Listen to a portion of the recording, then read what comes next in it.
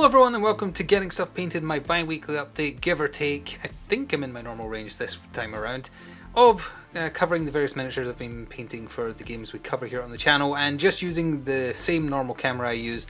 The experiment I did last time with my new phone, the picture quality was great, the depth of field was fantastic, this camera could only dream of doing. Doesn't have a built-in pop filter, and that's a deal breaker for me. I'm very particular about my audio. Pop filter is very much required so your plosives don't pop, which was a big problem, but I'll look into seeing if I can get some kind of fancy microphone attachment for a phone that has a built-in pop filter, and we might start using that for these because I really like the picture quality. Down the line, if this channel ever takes off, I've got my eye on some decent mirrorless cameras that also have decent depth of field and picture quality and things like that. Anyway, we have a random thing. We have Marvel Crisis Protocol, we have Battletech, and then we have a lot of Warhammer Underworlds, as I've been painting. I love the array of colours we've got here as well. And I've also got a new texture paint to talk about that isn't by Citadel.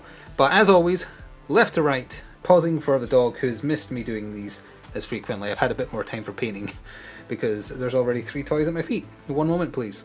I feel like some people think I'm exaggerating when I say stuff about the dog leaving toys at my feet. I assure you, 100% true. Anyway, this is a weird thing I've had sitting around for a long time. Ages ago, 2 years ago maybe at this point, I put in an order on Etsy for some 3D printed alternative sculpts for Crisis Protocol characters, and he threw this oversized Captain America in because he said he was just testing his settings and I'd ordered quite a few, so he was like, yeah, you know what, here, have this for free. And I never did anything with it. And I thought, you know what I could do with it? I could turn it into a more aptly sized statue compared to, well, these are tall characters for Crisis Protocol, but still. And I thought, yeah, why not? It'll just be a nice little bit of scenery. It says well detailed. So I painted it with, or base coated it with grey cere, as I did everything here this time around. And then I just put on Basilicanum Grey, I hope that's in focus. And then I did dry brushing of grey cere on top of that, and then Nuln Oil. Super simple. Very nicely, nice effect rather, and it'll just be a nice little centerpiece that's more reasonably sized than the huge Captain America toy I converted into a statue a long time ago. So compared to the larger characters, obviously it's a bit small, but compared to human-sized characters who would come up to like just above his knee, that's like a perfect statue size to me. And I guess since we're talking about something that would be used in Crisis Protocol, we have Ulrich, I forget his name every time, and Beta Ray Bill. I don't really care about Ulrich much because I wanted Beta Ray Bill more so, and it was a birthday present as well that I actually was able to pick these guys up. But colours wise, I used Acrylon Green for his pants. I used, that's just Leadbelcher Silver on both those, but that has Agate Silver Shade on it and that has Nuln Oil on it. And I was striking a halfway point between the art on the card and the official paint job because they don't match up at all. So I was trying to hit a middle ground here, and I believe I used Fire Slayer Flesh for his skin tone. He's neat. I've used him on the table once. He was very fun. He's very powerful. I think Crisis Protocol in the long term certainly has a problem with their average clearly wanting to be 4 threat, but a lot of their characters being 3 threat, and then characters who are 5 threat, 6 threat and above who just have, it's very hard to balance because they're too powerful. Your Immortal Hulks, your Malekiths, etc. He is borderline. He's the same threat value as the current and only Thor that's available for the game, and is just better in every way. So, you know. But anyway, Beta Ray Bill. Not often that I'm quite happy with the paint job, especially when I try to do some weird lighting stuff, but I'm honestly quite happy with how this turned out. Now, for his skin tone, I can't remember precisely what I did. I used the very dull yellow contrast paint. I believe it's called Iron Jaw. It's got an orky name, on top of silver. I think that's what I did, which is why, or I did a dry brushing of silver on top, which is why it looks slightly metallic. I used the Storm, I keep wanting to say Storm Vermin, but that's not what I mean. It's the blue. I'll probably flash it up on screen because I can't remember the name offhand. Storm Sentinel, nope, that's not it. Something like that. Anyway, that's for his base armor. Picked out some Leadbelcher Silver parts as well. Bal Red for his cape, and then a few assorted normal blue paints for the lightning bolt with some dry brushing of grey cere on top. And then I took the chance of applying it to the cape to try and make it look like a dramatic lightning strike. And if you look at it up close, I don't really like it that much, but I think from far away it's just the right amount of comic book style look. Like I lucked into it looking quite nice. Well, that's what I was trying for, but I didn't think I'd achieve it. I've tried it a few times in the past, and it's never turned out as good as it did for him.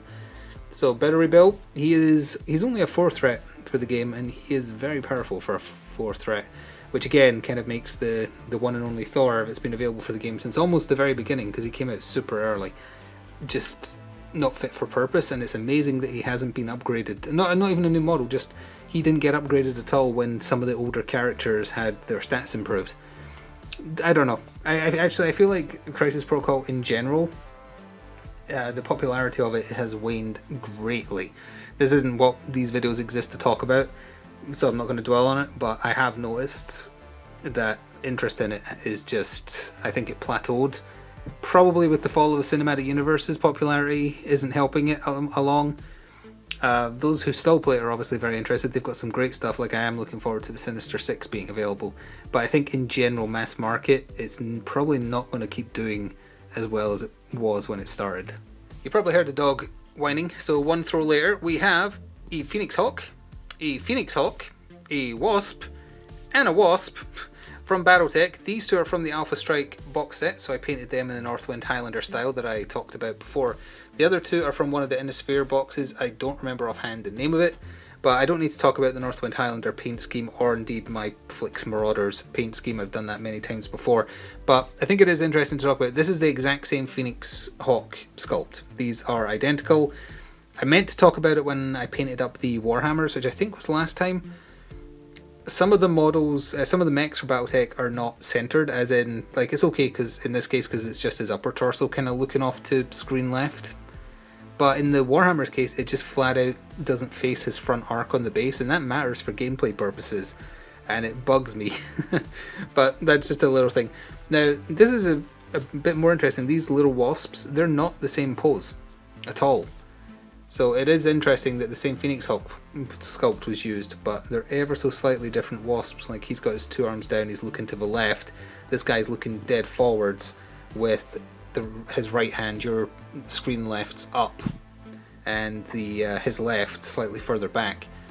It seems like such a little thing for a little mech that isn't super important, that'll probably get destroyed in one round of shooting, especially in Alpha Strike, but they just offered a nice alternative pose. Now I don't know which one came first. I would guess the Inner Sphere box probably came first, and then they changed that up a tiny bit as a selling point for the Alpha Strike box set. Could be vice versa, I don't know. But just as a mention, I think that might be the Alpha Strike Inner Sphere stuff from the starter box done now. I feel like I'm forgetting maybe one or two.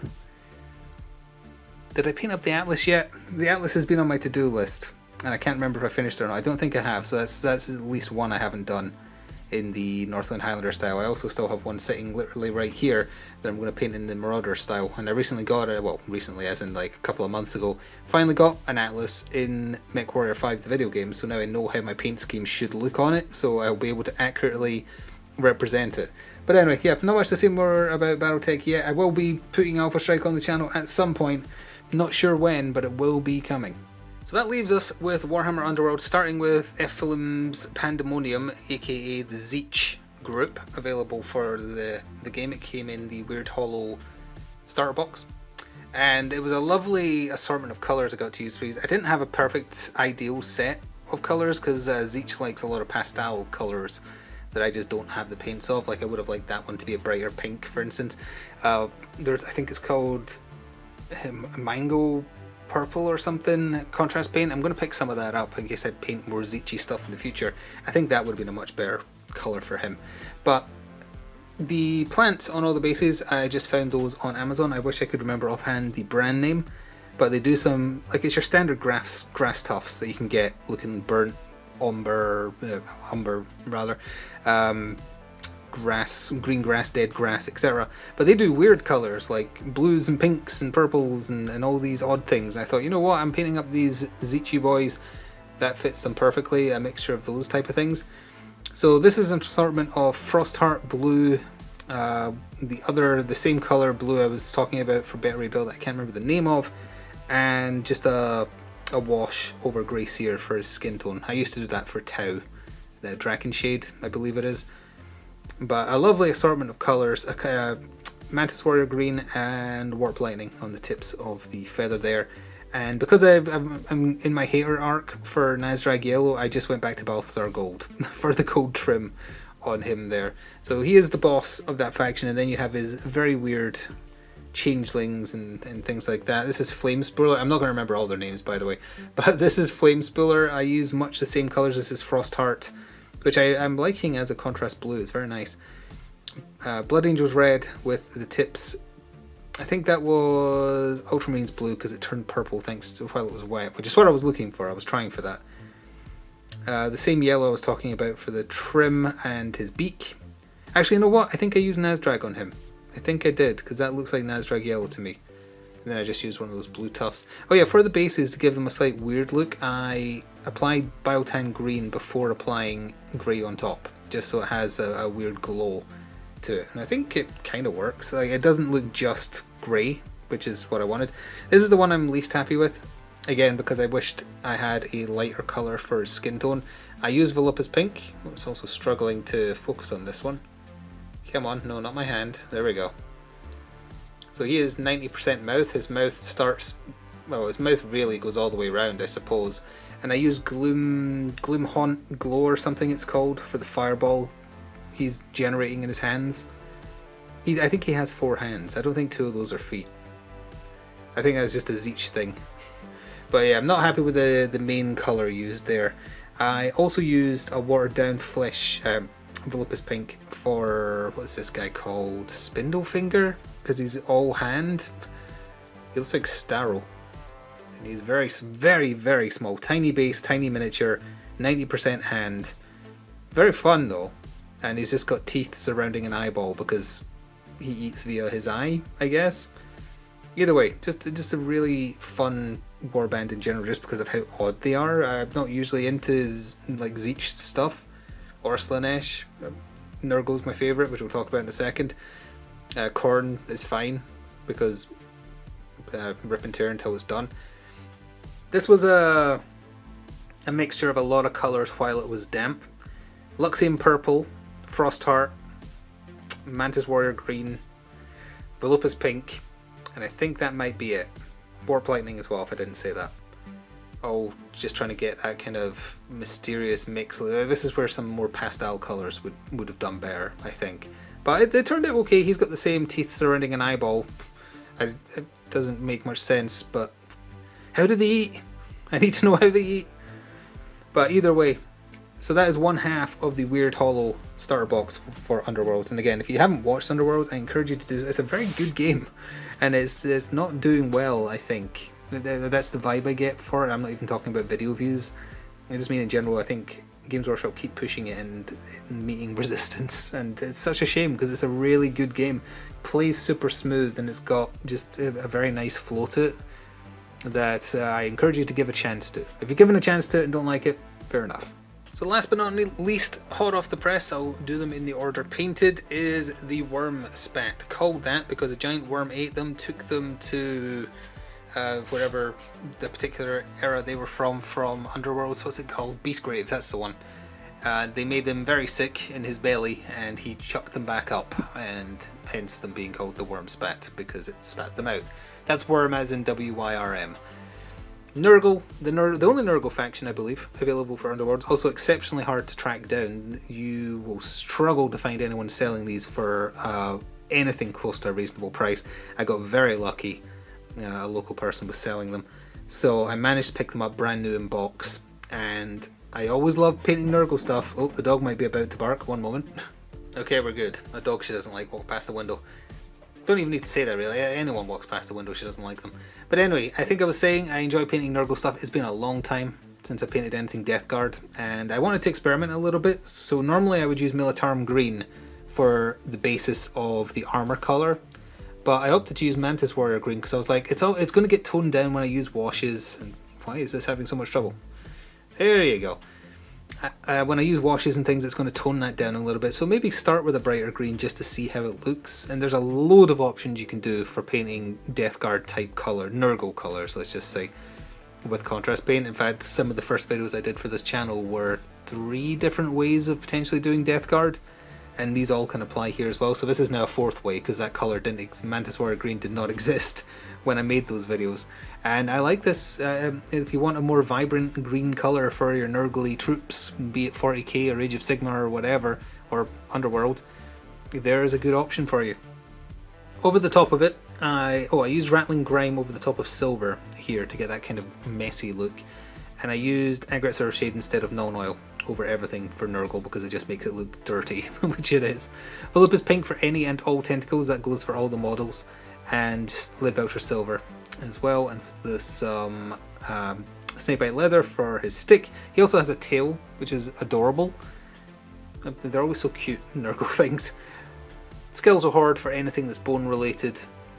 For the bases, I actually wanted, because I used all the colours amongst them, those tufts are also from the same brand I was talking about for the Zichi ones. They just do very interesting colours. I might flash up the brand name here. But for the bases, I also used a third party, well, not Citadel, texture paint akin to something like Astral Granite that Citadel do. But it was called Plague World, and it's pretty bright. It kind of matched up this colour, honestly, of his armour when he applied. So I put Agret Shade over the top, and because it's a textured paint, it picks out all the lovely little gravel and bubbles and things. It makes it just look absolutely horrible. I don't have that handy, but I do have something by the same brand here, so I don't need to look this one up, because they also do a concrete paint. So this is AK Wargame Terrain, who I've never heard of before. Some of my friends had heard of them but never used them. I picked up their Plague World one, which is the one that's on all three of these bases, and I picked up this to try, probably for something Battletech related, if I had to guess. They weren't that expensive. They're on Amazon in the UK at the very least. I will say, I don't know about this one because it's completely unopened. The Plague World one, fittingly, I guess, absolutely stinks. I don't know, it stinks of acetate or something. It just reeks, absolutely reeks. The smell disappears. Hang on. Yeah, the smell disappears. Yes, I did just snip a miniature. The smell disappears, but when you're applying it, it reeks. There's no two ways about it. So anyway, using the same colours and again the same stuff on the base. Oh, I also made a lot of use of the Nurgling Slime speciality texture, technical paint, whatever it's called, that Citadel does to add some slime puddles and dripping drool from their mouth and that sort of thing. This guy's name is like Golgok or something, and then we have Fecula, and I don't remember his name at all. My dog is looking for excuses to bark because I'm refusing to throw a ball. But very great miniatures, wonderfully detailed. I do hope they do a more modern Nurgle related thing for Underworld. That would be nice. And it's along the same line as these guys. And this is the Witch. Those two are her bodyguards. They didn't do a good job because they all got eaten by a big worm, but still. This is the Witch Fecula, and they're her bodyguards. Now for her, I did use Militarum Green for her dress, because in the official paint job her dress is a different shade of green to her armour plates, which are just on her shoulder blade and her wrist there. I'm not sure if that gels perfectly. I possibly should have just used Militarum Green, but I like how it looks, and obviously she's disgusting in a wonderful way, because the folds of her fat make her dress look so detailed. So the paint had a lot to work with here, and she's also got some kind of human, like Nurgling face dog pet, which is just wonderful. And that's just a mixture of the same greens I was talking about while it was damp to try and match up to the official paint job. Wonderful miniature. They are a bit of an older warband, as I mentioned, and I just made those leak slime because I wasn't sure what they were meant to be, because she has clothes under a cape, so I don't know, or poncho or whatever it is. But what was I saying? Something about them being old. Oh, because they're old, I'm not sure how good they are in like the game in general. They do have a dated deck, as it were, but just as miniatures, I absolutely love them. So I'm definitely going to try them out soon. So that is going to do it for another Getting Stuff Painted. These are all the miniatures I got done. Next time there's definitely going to be more Warhammer Underworld. I'm going to finally get on with finishing the last purchases I made for the Batman miniature game.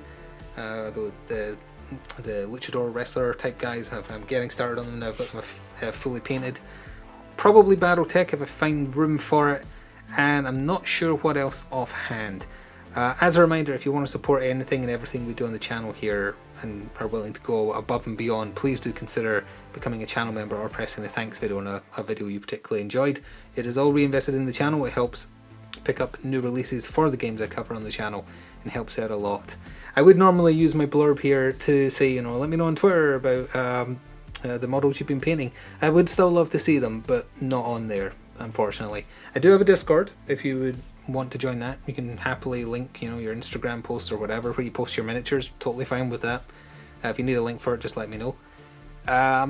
And that's about it. I can't think of anything else I need to say. I always ramble during these.